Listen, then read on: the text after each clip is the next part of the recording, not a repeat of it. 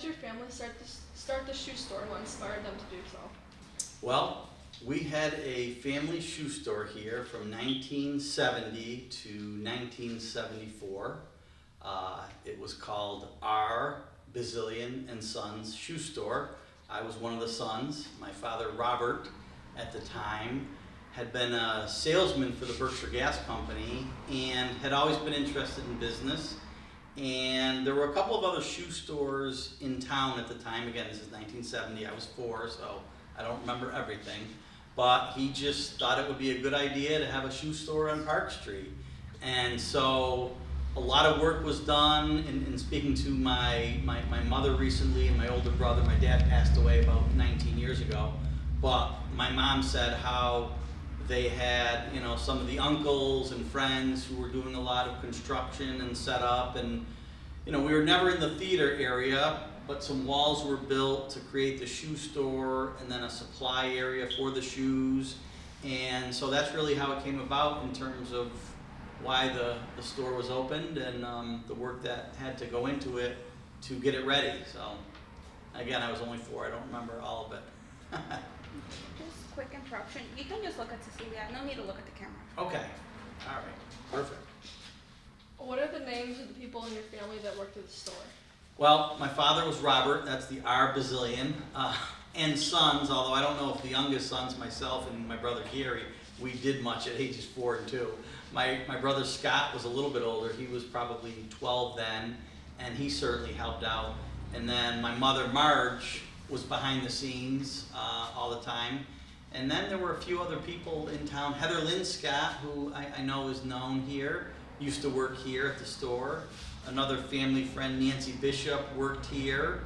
And I'm sure there were a few other people that I'm forgetting, but yeah, that was most of the characters who were involved. And as I said, there were uncles and friends who helped in the construction of getting the space ready. So. What was your favorite part about working there? Well, I probably wasn't considered a worker, but I remember with my younger brother, I remember running around in the back. Because for us, I distinctly remember, and again, it's 50 years ago, going out the back of the shoe store, and then you'd go down a ramp, through probably another back door, and then you were into the theater. And while they probably didn't love us being in the back theater, I just have memories of running around back there, probably on Saturday mornings or whatnot, and it was just, 50 years later, that's when I talk to my younger brother, those are the memories. When I talk to my older brother, he has different memories because he was involved in, the actual work that was done here. So as far as working, that's what I did. I ran around. How is this space utilized? Well, we, and I'll have some pictures as I will show you, but basically it was, old-fashioned downtown shoe store, where we had lots of shelves were built, and there were, bunches of shoes along the walls, and there was in the back right corner, there was a built-up area where people could sit and be fitted for shoes. Then there were some sitting areas along the aisles where the shoes were sold. Somewhere, probably a little bit to my right, is where you would check out at the counter, if you will. And then in the back was where supplies of shoes were kept. So it was probably your typical shoe store layout with, some shoe horns and some measuring things and some ancillary gifts along the walls, and that's how it was set up back then. What was business like? I think, again, it was only for 4 years. I think there were times when the shoe store did okay.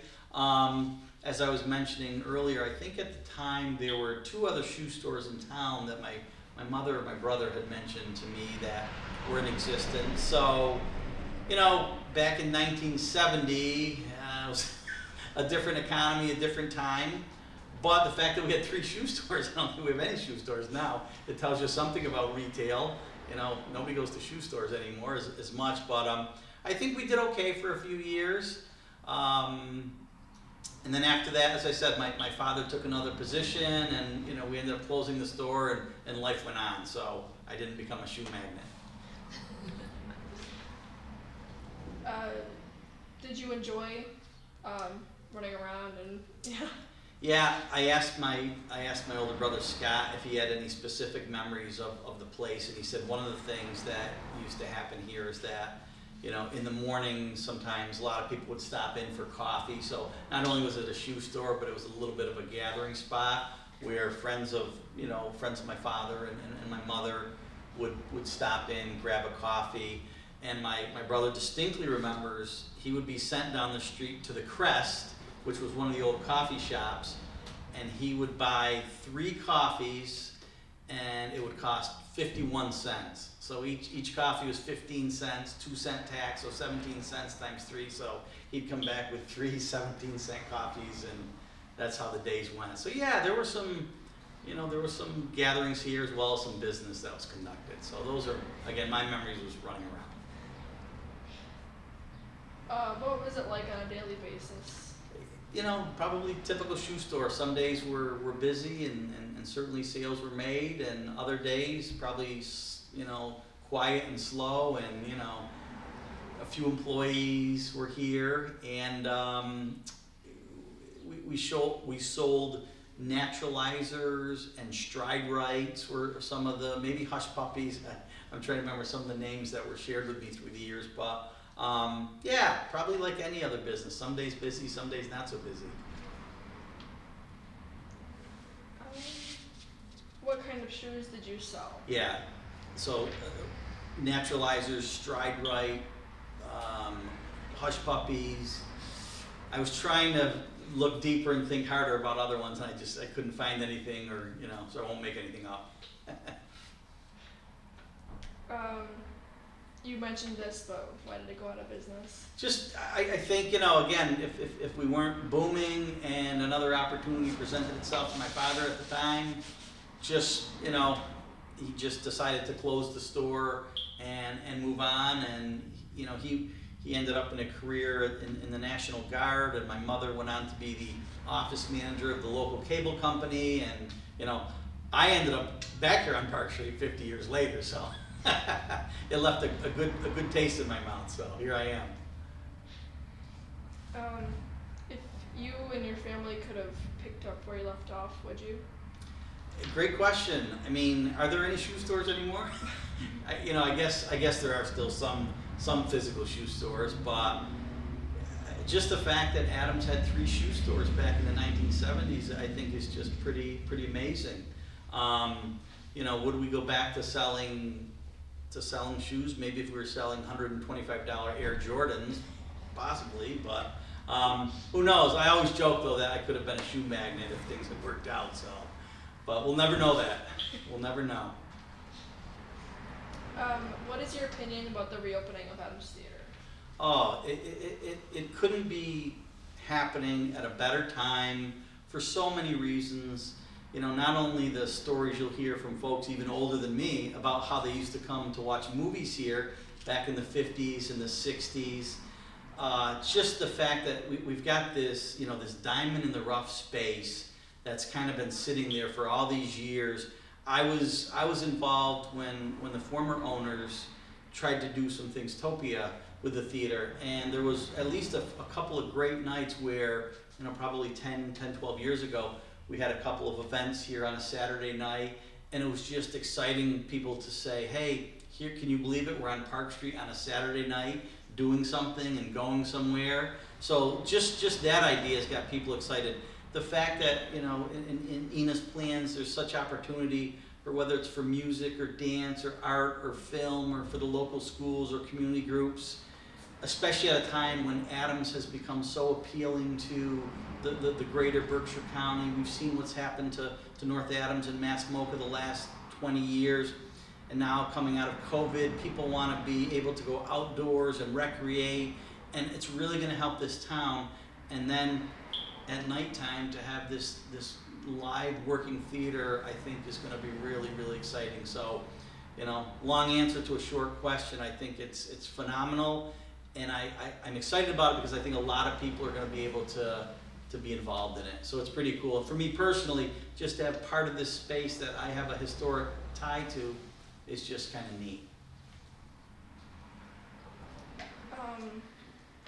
Did you go to the theater when it was open? Again, I don't, no, I think the theater, I don't know what year exactly the theater closed, but I don't recall ever going to the theater as a, I'm not that old. 10 years ago there was a performance and we did a couple of things, but I don't have the memories that some of the older folks have of going to movies here on Saturday nights, no, unfortunately. But I will go when it reopens. What would you like to see most at the Adams Theater?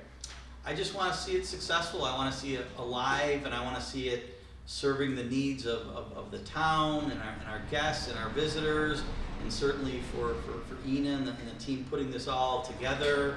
I just think it's literally in the center of the town, and I think it has such potential to not only be a physical center, but to just be the center of our arts, of our recreation, of all the things that Adams is trying to be. I mean, we really are, we're a wonderful small bedroom community. We're not Williamstown, we're not Lenox, we're not Pittsfield, we're not Northampton, and that's okay.